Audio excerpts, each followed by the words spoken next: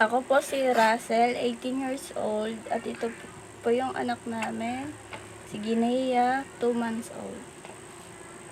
Ako po si Gerald, 19 years old. Ito po yung anak namin, 2 months old po. Anong trabaho mo, Gerald? Minsan sir, nagtatanim din, tas nagsasidlin, nagdadamot ng ng palay sir. Tsaka nag-uuling din sir. Ngayon, papaano mo nabubuhay yung pamilya mo, yung mag-ina mo? Sir, pag may nagpapagupit po sir, yun po sir. Pag may nagpapagupit, nagigilan po sir, bibigay sila ng 50 sir. Nagkakasya ko na po yun sir, sa pagkain namin sir. So nag-extra ka rin as Sir. manggugupit. Oo sir. Ikaw naman, alam ba ng mga magulang mo na meron ka ng asawa at saka anak? Opo sir, alam ko na po nila. Pwede mo bang ikwento sa amin, anong sinabi ng mga magulang mo nung nagkaroon ka na ng ano? Nagalit po sila nung una, pero nung nalaman po nilang buntis ako, nagalit po sila, tapos pinatawag po nila yung parents ni Gerard. Tsaka doon na po. Sama na po kami dito sa ano. Father po sir. Ilan ba kayo magkakapatid? 10 po. Anong trabaho ng mga magulang mo? Nag-uuling lang po, tsaka bukid lang po. Ikaw? Yun din sir, sumasama din ako sa mga magulang niya sir, nag-uuling din sir. Nasaan yung mga magulang mo? Wala na po sir. Ano nangyari? 2 months old pa lang ako sir. Hindi ko po alam sir. Yung mama mo? Oo sir. Tsaka yung papa ko sir. Anong nangyari? Iniwan ka o Iniwan ako sir. yung mama at papa mo? Oo sir. Pero ikaw nag-aaral ka pa? Tumigil na po ako sa pag-aaral para matutukan ko po tong anak ko, sir. Anong grade mo na sana? Grade 11 po. Sana. Ikaw? Grade 8 lang sir. Hindi po ako nakakapagtapos sir. Nagtrabaho kasi ako sa bukid sir. Kaya yun sir, tumigil sa pag-aaral sir. Gusto ko po sa bukid sir. Hindi na ako pumasok sa eskwela sir. Ay, hindi. Pwede ikaw.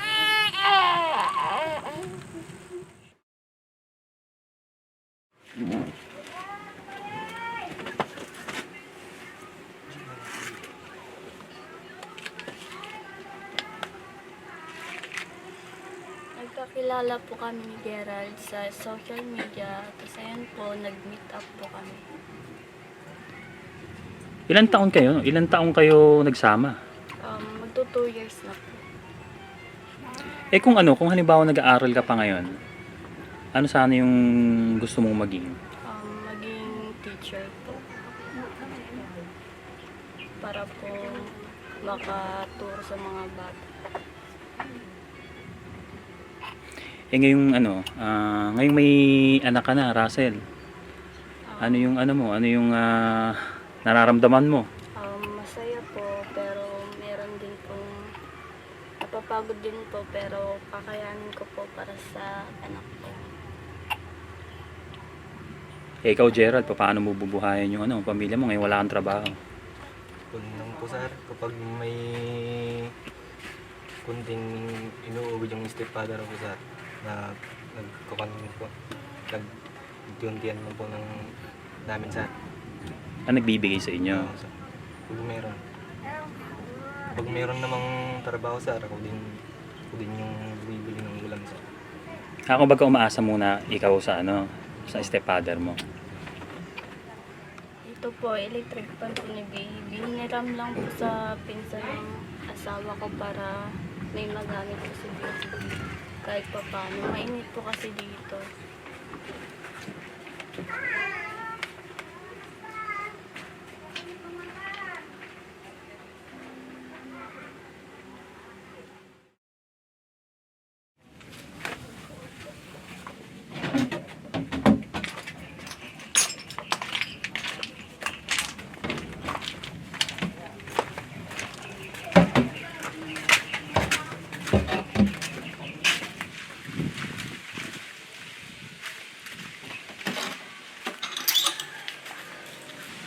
Ito po yung sir, nagkukuha na namin ng tubig sir, tsaka pangligo sir.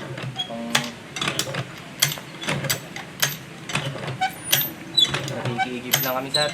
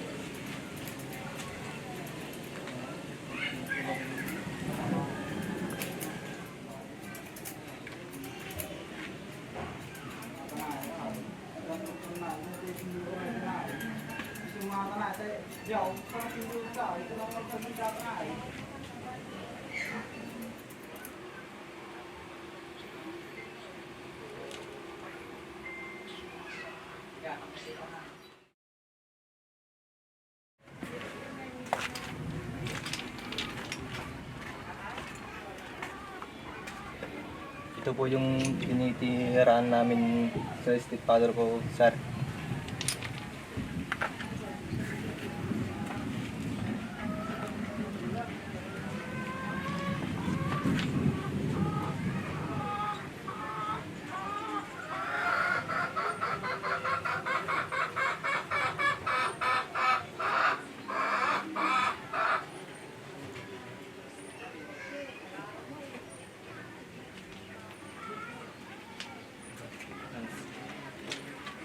Dito po kami nagluluto, sir.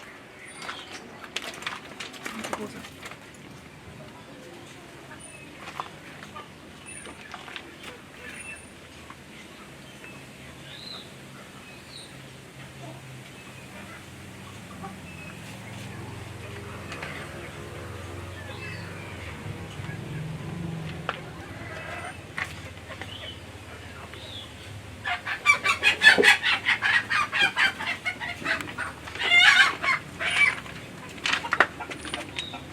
Tsaka dito po yung CR namin, sir. Dito po, sir.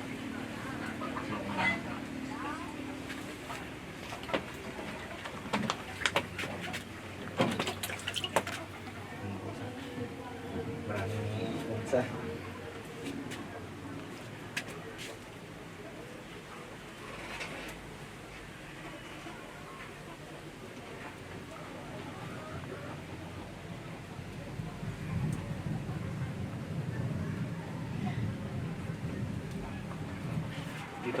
Dito po natutulog yung stepfather ko, sir. Dito po, sir.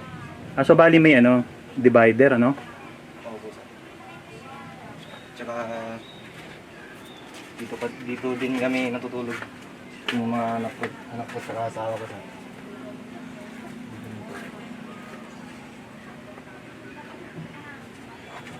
Dito. Oo po, sir. So bali wala kayong andi dito. Parang nakaano lang, ano? Oo po, sir. Nilagyan lang ng ano para magkaroon ng kabila pang kwarto. Oo po, sir.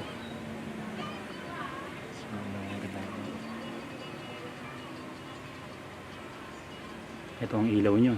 Oo po, sir. Christmas light lang po yan, sir. Ilaw namin. Christmas light. Oo po, sir. Paano sa kuryente? Nakikihati ka pag may Opo. ano ka? Pag may trabaho ako, sir, nakikihati rin ako, sir. Bibigay din ako ng light ng kuryente, sir. Mm. Paano kayo natutulog dito? Pagano'n lang, sir. Ito nga lang po yung mga gamit ni baby, sir. Paubos na din po yung mga pampers, tsaka mga wipes, sir. Tsaka ito rin po yung mga damit niya, sir. Ano lang, sir, bigay lang po yung damit niya, sir. Wala kasing pambili, sir. Pag mayroon na, tsaka bibili ng bago, sir.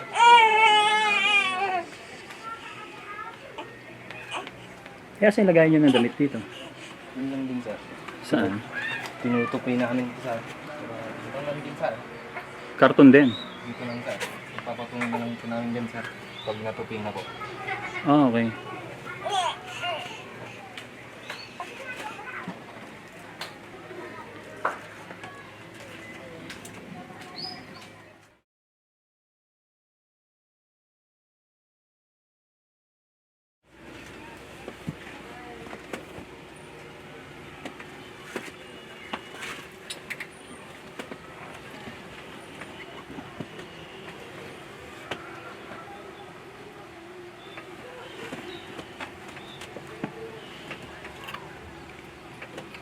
Sir, ganito po kami matulog, sir.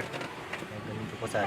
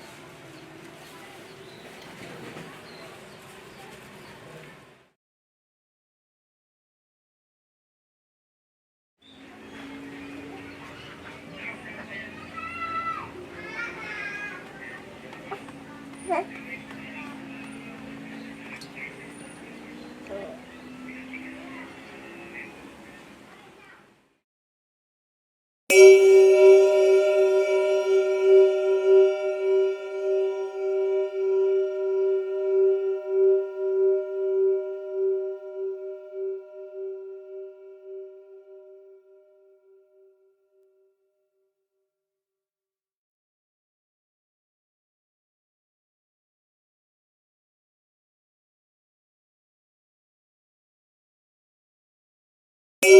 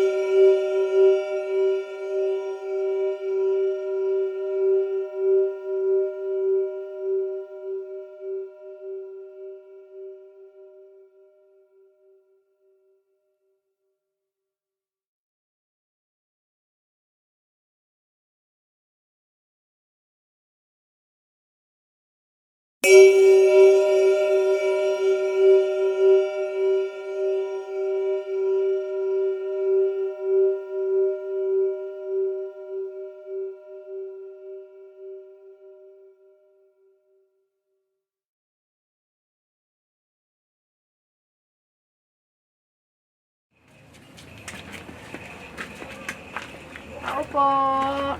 Hi. Hi. Tuloy po kayo, ma'am. Magandang tanghali po, ma'am. Ano pala po? Magandang tanghali, ma'am. Yan po. Gandang tanghali. Nako, Hello. init ano? Iniyak si baby. Kainitan na. Gerald at Russell, no? Ito marami kaming dalang regalo para sa inyo. Para kahit paano makatulong naman, no? Kahit sa father mo. Para paano makapagbigay-bigay sa kanila. At least wala kang trabaho ngayon, meron ka na. So, open natin to. Ano ba itong binili natin? Para sa inyo. Ayan, yan. Nako, ang dami nito. Maraming mga noodles, no? Na kahit pa paano makakaano to. Makakasalba sa pang-araw-araw nyo. Ayan, mga noodles. Marami kayong noodles, yan. Mga pansit canton. Ito bagay sa kanya yung noodles kasi kapapanganak niya pa lang, 2 months pa lang, di ba? 2 months. Okay.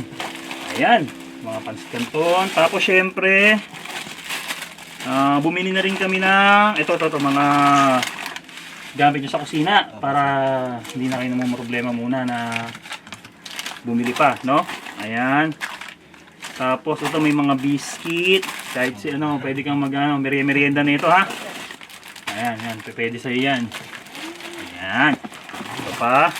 Tapos syempre, ito pa. Kakape ka ba? Kakape? Ayan, ito kape. Ayan, kape. Tapos syempre may mga mga biscuit pa rin. Ayan, at syempre, mantika. Ayan. Kahit pa paano, ayan, lapag muna natin dito, ha. Ayan. Matanong ko nga lang pala, nung nag-aaral ba kayo, may tinuro ba sa inyong about sa sex education, ganyan? Sa akin po, wala pa naman po. Wala. Kaya wala kayong knowledge about sa Wala po, sir. sa sex, Kaya, nabuo si baby. Sige. Ayan, talaga yung marami kaming na-interview, mga kabataan din. Meron pa nga medyo bata pa sa'yo. Opo, sir. Talagang 15 years old, magdadalawa na yung anak, ganyan. Siyempre, kayo, muna. Magtrabaho. Opo, sir. Dahil mahirap ang buhay ngayon. Grabe. Ayan, open natin to. Ayan. Naku, umiiyak na si baby. Naku, ayan ito pa. Ayan to. Ayan. Meron pa ba dito na Tapos meron kayong isang kaong dilata. Yan. Yan. Mga syempre ito, sardinas.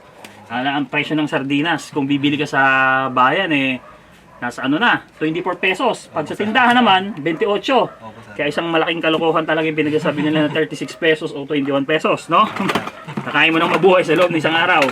Kaya maraming maraming mga corned beef, meatloaf, at halo-halo yan ha. Pang ulam-ulam sa pang-araw-araw, okay? Yan, at syempre, excuse me, ito naman, kahit papano, hindi na rin muna kayo bibili sa tindahan dahil ito, kaso ito katol ha, pero bawal maamoy ni baby medyo ilayo nyo kung mag-ano kayo nito. Kasi sa lugar nyo malamok dito. Yung ito palang likod na to, no? Parang ano to, dating kulungan ng baboy, no? Sir. Oo, sir. Ginawa nyo lang sir. ginawa lang ng stepfather mo na Lutuan, sir. lutuan tapos kusina. Opo, sir. Yan. Ito may mga may mga popcorn. Kahit papaano, yan, paglabahin mo to. Siya paglabahin mo ha. Wag muna ikaw kasi kapapanganak ko pa lang. Ito may mga powder. At syempre may mga shampoo. Ito may mga pang personal hygiene ha. Russell. Ito pa, may mga shampoo. Syempre si Russell kailangan niya to. Ayan, at ito pa. Ayan. Okay. At syempre, hindi mawawala yung 4 sako ng bigas. Na ito ang pinakamalaking talagang kailangan ng isang pamilya. Bigas Itong madalas talagang pinoproblema ng bawat pamilya. Alam mo, biruin mo, bibili sila 1 kilo. Kayo, magkano ang binibili nyo? Ilang kilo binibili nyo kapag halimbawa nagkakapera ka? 3 kilo, ganun po, sir. Oo, kilo-kilo, 3 kilo? Oo, sir. So panglahatan na yon. Opo, sir. Nakapagbigay ka na sa ano mo. Oo, sir. Yan. So lahat ng to, Gerald, Russell paalam ko lang is nasa worth 10,000 of grocery. Worth 10,000 of grocery to ha. At ito ay nanggaling kay Comrade Mark tsaka sa ating mga contributors. Yan, pinabibigay sa inyo. Okay? Para kahit paano magsimula kayo ha. Yan. So anong gusto mong sabihin yan? Nanonood sila. Maraming salamat po kay Sir tsaka kay Sir Mark. Malaking tulong na po ito, sir, sa binigay niyong tulong sa amin, sir. Salamat din po sir, tsaka kay Sir Mark. Malaking tulong na po ito sa amin sa pang-araw-araw sir. Thank you po. Sana po marami pa po kayong matulungan kagaya namin mahihirap. Yan. Okay. So ang payo lang sa inyo, habang bata pa kayo, huwag niyo muna sundan, Hindi ko naman sinasabi na huwag niyo sundan, pero syempre kailangan mo nang mag-ipon. Tumatawa si baby. Maghanap ng trabaho. Oy, humingiti tuwan-tuwa si baby, Ayun. Humingiti. Oy, humingiti si baby, masaya. Dami niyang dami niyang pagkain, Ayan. So, yun muna, Gerald, maghanap ng trabaho ay ng pinaka-importante para mabuhay mo yung pamilya mo. Siyempre, may anak ka na, may obligasyon ka na ngayon. Yan, so, yun lang. Daan-daan lang muna. Huwag muna magkanak ulit, okay? Sige, congratulations. Salamat sa pag-story ng inyong buhay, ha? Okay, siyempre gusto rin natin magpasalamat sa ating mga contributors at kay Comrade Mark. Thank you so much. At meron na naman tayo naabot na isang pamilya o mag-asawa ngayong araw na to. So, thank you so much po. Thank you po. Thank you po. Ayan. Ayan, 4 sacks of rice. Jasmine rice. Yan. At ayun si baby, tuwan-tuwa, yung niya kanina, yung ngiti niya kanina, tawa niya, Parang parang may isip na siya, Parang nakita na yung regalo, Naiyak na.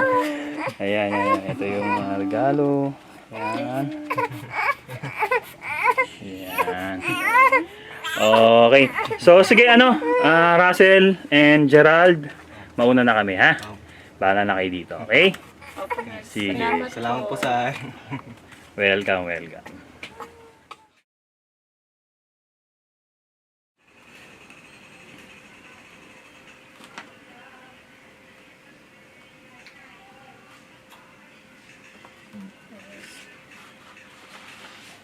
Gigi.